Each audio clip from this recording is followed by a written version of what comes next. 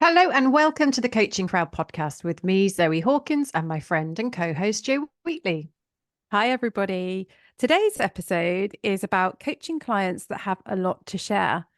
We had a lot of debate about what we would call this particular podcast this week, but hopefully this fits it. The reason we're talking about this is because in supervision, we have a lot of coaches that say, my client talks a lot and I don't know if we're really coaching or I don't know what to do. Like, is it okay to interrupt them, etc., etc.? So because it comes up so frequently, we thought it deserved a podcast in its own right. Absolutely. And I think it's not really an easy answer to this one, is there? Because every client is different. And the reason why coaching is an art, which we've talked about on other podcasts, is that you've got to dance in that moment with your clients and work out what they need. So whenever this comes up in supervision, I think some of the things that we find ourselves exploring is that piece around what does the client need? As they're sharing lots and lots and lots with you, um, is it that that is just what they need in that moment to be able to process and get close towards their outcomes that they have set for the coaching? Now, I suppose the challenge comes if they haven't set any outcomes and you arrive in a session and the client and you might say something like, oh, welcome, great to see you. How are you getting on today? And the client then just starts to share, and you're 20 minutes into the session before you've had a chance to set any outcomes for the session. Then that's where it can become more of a challenge because you don't know if you're delivering value to your client. So I suppose that's just a little backdrop, I think, to why these things come up in supervision. It's because well-intentioned coaches, they're coaching from the heart. They want to deliver a great service to their clients. They want to support their clients with their coaching outcomes. And a lot of the time, you don't know if they're doing that because the client is sharing a lot about what may seem less related to the coaching experience. That's usually some of the context this arrives at. I think it also can come up because when you read about coaching, it will often say the client should do most of the talking. And so when a coach is reflecting on the balance of that, and they're like, my client has done most of the talking, but I don't know if we were coaching because I didn't really do much. But where I'd like to start is firstly by celebrating the client. Great, your client is sharing lots with you. Brilliant. My next bit of kind of checking in then would be around, and what does this tell me about our relationship? So, but what I mean by that is if your client is sharing lots with you, it could be because they feel very psychologically safe in conversation with you in the space that you've created, which is brilliant because that creates a great foundation for the work that they want to do in coaching. What is the client sharing a lot about with you? So if they're sharing a lot about how their day has been, or uh, what we call looping, telling you over and over again the same story, or they're telling you what they already know, then we need to think about, and inquire with the client, like how useful is that for them? It may be the client is sharing a lot with you as a form of distraction from what they really want or need to talk to you about, but they feel nervous about. So there isn't yet the psychological safety to go deeper, if you like, or into the spaces that they really want to go into. So as you were saying, so it depends on the client, it depends on what they want to achieve, it depends on what the foundations are of the relationship, and then we can kind of get into some of the practical things that you can do. What are your options? How can you support your client in this scenario? It's interesting, isn't it? Because if I'm a listener listening to this, I'm hearing clients that share a lot, great. That's a sign of psychological safety, but also, oh, great, but they might be deflecting what they really want to talk about. And so you could start to think, oh, well, how am I going to know like which one it is? And I think in truth, you're not really, you're never going to know for sure because your client has the answers, not you as the coach. So you're listening, as you said, Joe, to what your client's saying, but you're listening to their energy, you're listening, looking at their body language, you're looking at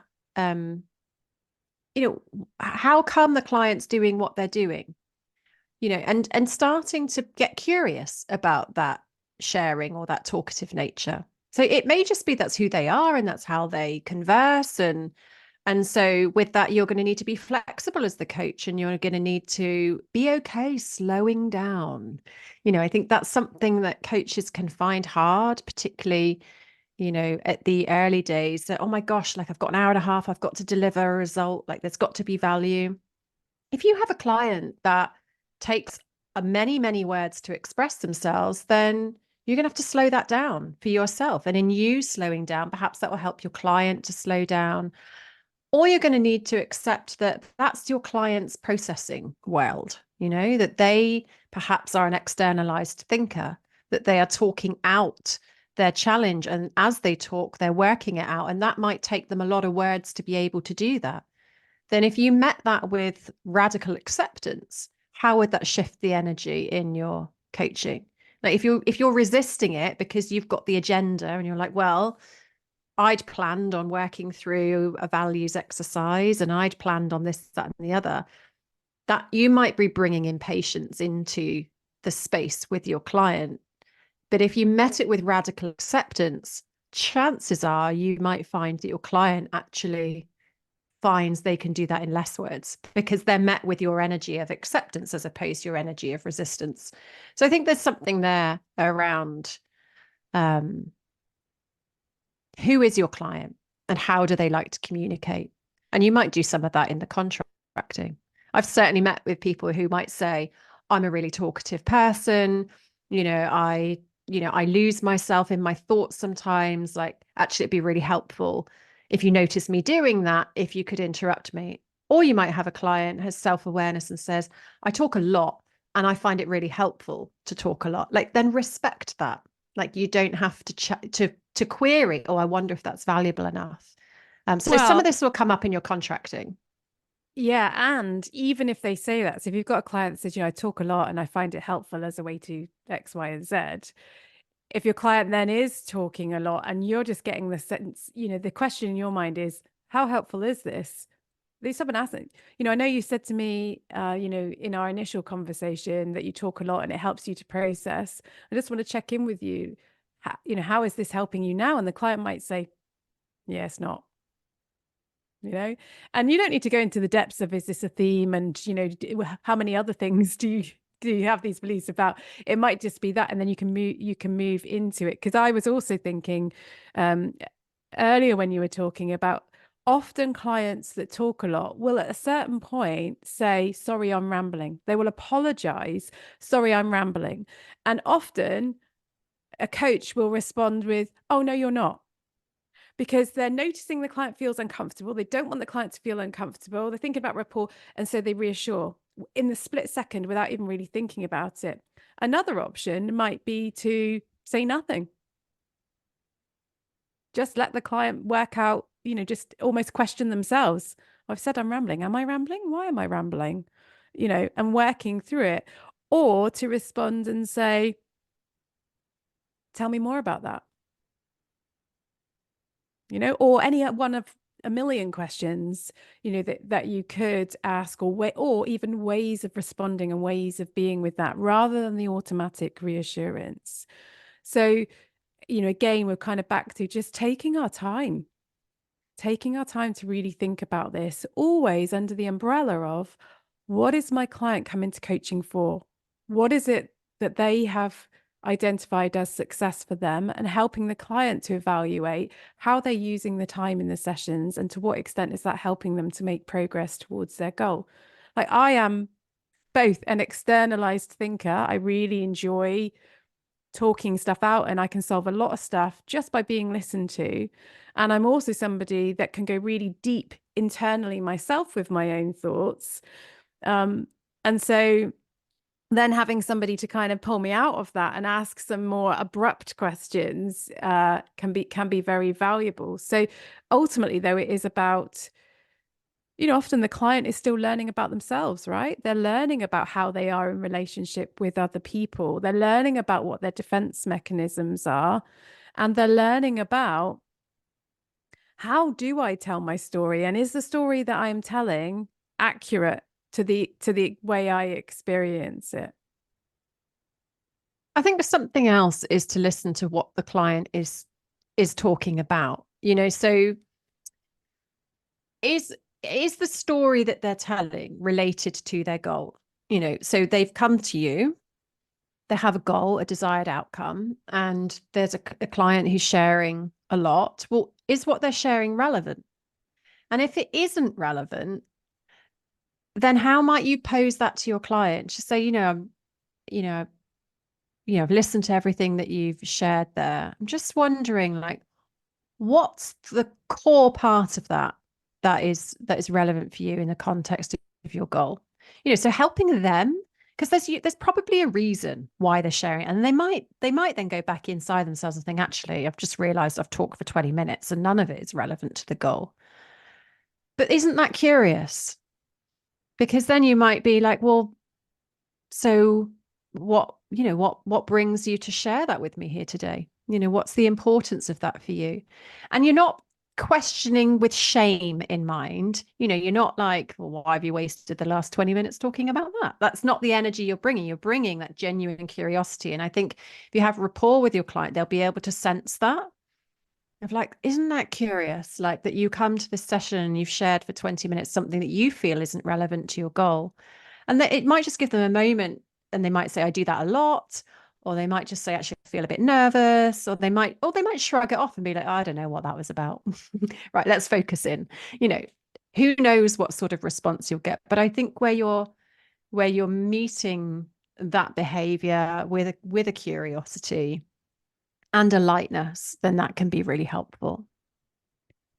And I think there is space to be a bit bolder as well as coaches. So if there's incongruencies between what their goal is, or the things that they're experiencing outside and what they say they want, and yet you're seeing them present with the same behavior that annoys them, for example, in other people, there's an opportunity to kind of offer an observation in a non-attached way to see how they respond, a way of holding that mirror up to the client.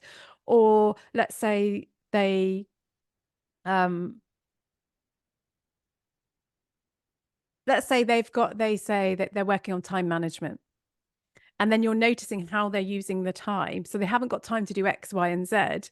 And then what you notice in the sessions is they spend half the time telling you what has already happened rather than focusing on the future. There's an opportunity to be able to either share an observation or ask the client questions to help them kind of, reflect on that and notice some of these things, and then work out, what does that mean to me? I think we can also, there are ways where we can say, let's say the client has shared for 20 minutes something that is important to them, and you can tell it's important, and you sense that there is value for them in sharing that. And they may be overwhelmed by the thing that they've shared with you, which is why it's taken them 20 minutes to kind of explain it to you. You could ask them something like, firstly, you could acknowledge it, I think is important. Thank you for sharing that with me. And then maybe you say something like,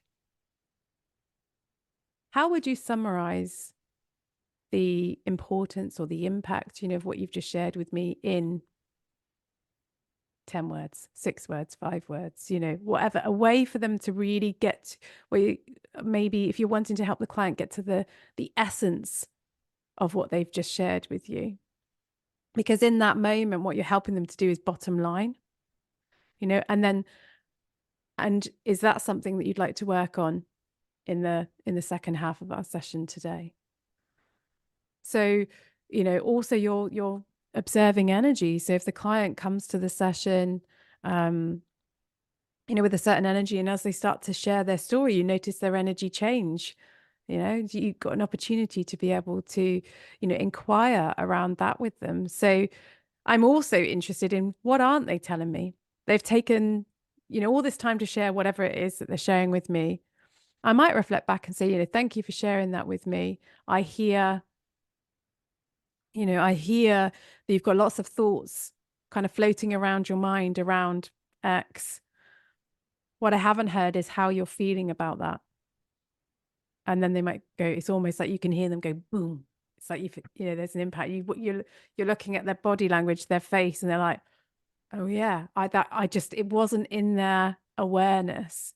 So I think any way a client presents I just find fascinating. And I think our role is to ignite the fascination in our clients about themselves, like the fascination with a smile rather than a fascination with despair. I think it's also really important to watch your reaction to working with these clients. What are you experiencing? Are you experiencing a frustration? Are you experiencing getting hooked on their story? That's something that can happen. If a client is sharing, I don't know, let's say they've had a conflict and they're telling you all the juicy details about how this came to be. Like sometimes you might get absolutely hooked on that and fascinated yourself, and then you're slipping away from coaching the impact, and you're stepping into coaching the story. So what is happening within you? And use that as information as well, and get curious about, hang on a minute. How come I'm feeling frustrated with this client who's coming to the session? Some of the things that come up in supervision is that the coach has an agenda, so like, I want this to be the most life-changing experience ever known to a human being, ever. And like when you check in with that, you're like, that's a fairly high expectation, actually. And so you've got your client, who's the person you want to help, coming and, using the space to share what they need to share. All the while, the coach is almost like tapping their foot in a hurry up of like, come on, let's get to the transformational part. So that's information, isn't it? Around, so how do you need to grow into that space?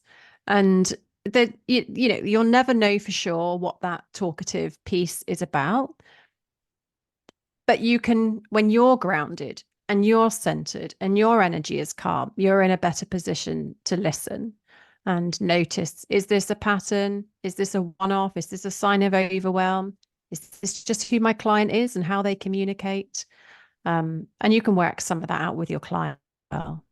You can use it as metaphor as well. So, if the client is storytelling in the way that they, are using up space with their filling the space with their words, you can ask things like, well, you can even say, you're a great storyteller, or I'm captivated by your story, or, noticing your reaction. What's the next chapter?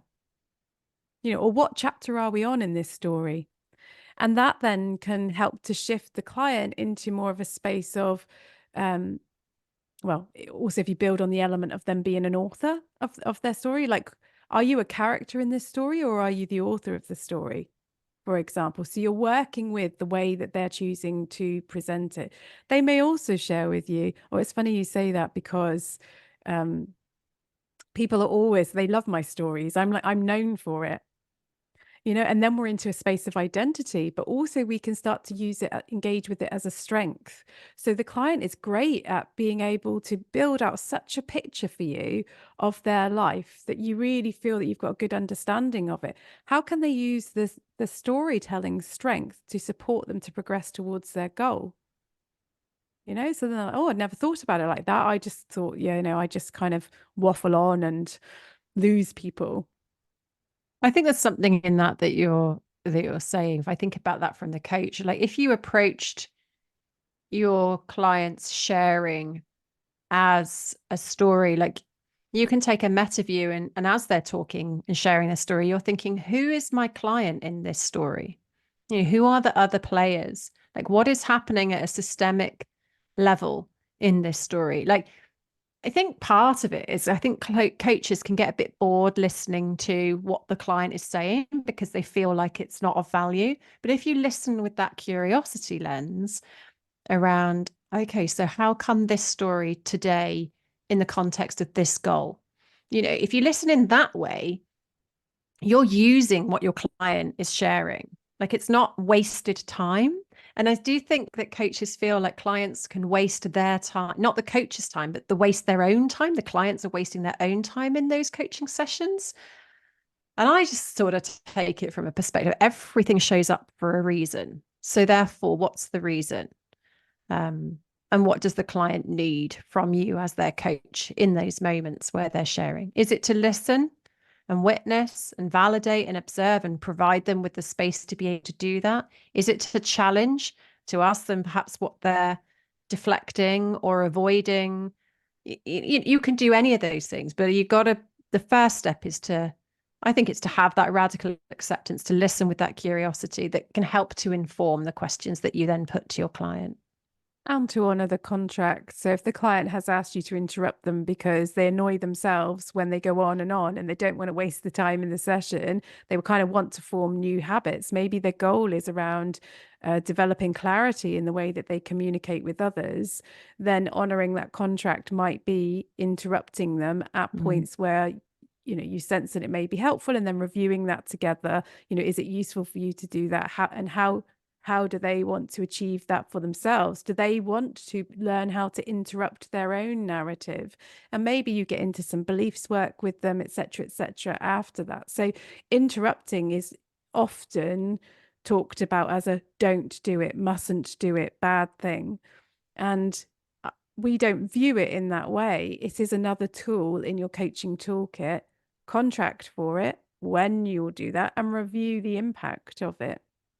All of these things can be useful, particularly when clients want to kind of break out of old habits. Absolutely. So we could probably share a lot more. I've got other ideas churning around in my head, but I know we like to keep these podcasts to around 20 minutes. And if you're listening to this podcast, you may not know that we also have a YouTube channel where we record these and upload them so you can watch Joe and I recording our podcasts on our YouTube channel. We have the handle at the Coaching Crowd over there. And on that point, if you're not in our free group, the Coaching Crowd, then hop over to Facebook and join us in our growing community over there as well.